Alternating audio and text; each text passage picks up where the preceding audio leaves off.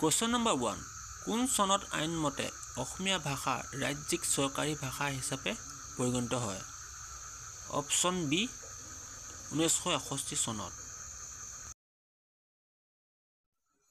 Question number 2. ৰক্ত কৰবী নাটকখন কোনে ৰচনা কৰিছিল? Option B Rabindranath Thakur. Question number 3. Cotton College কোন চনত প্ৰতিষ্ঠা কৰা হৈছিল? অপশ্যন বি 1901 চনত। Question number 4. কোনখন গ্ৰন্থ ইণ্টাৰনেটত প্ৰকাশ পোৱা প্ৰথম অসমীয়া গ্ৰন্থ হিচাপে জনা যায়?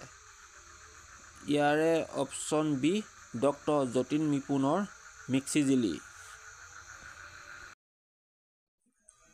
Question number 5. বৰগীতসমূহক হোলী ছং কোনে আখ্যা দিছিল? অপশ্যন বি কালিৰাম মেধিদেৱে। Question number 6. সোণৰ খাৰু নেলাগে মোক নামৰ উপন্যাসখনৰ লিখক কোন? Option A Dhiren Barua. Question number 7. কোনজন আহোম ৰজাই বিহু নৃত্যক ৰাজকীয় মৰ্যাদা প্ৰদান কৰিছিল? ইয়াৰে শুদ্ধ উত্তৰটো হৈছে option A Swargadeo Rudrasingha. Question number 8. Bharat বুৰঞ্জীৰ কোনটো যুগক হিন্দু নৱজাগৰণ যুগ বুলি কোৱা হয়? অপশ্যন এ গুপ্ত যুগক। Question number 9.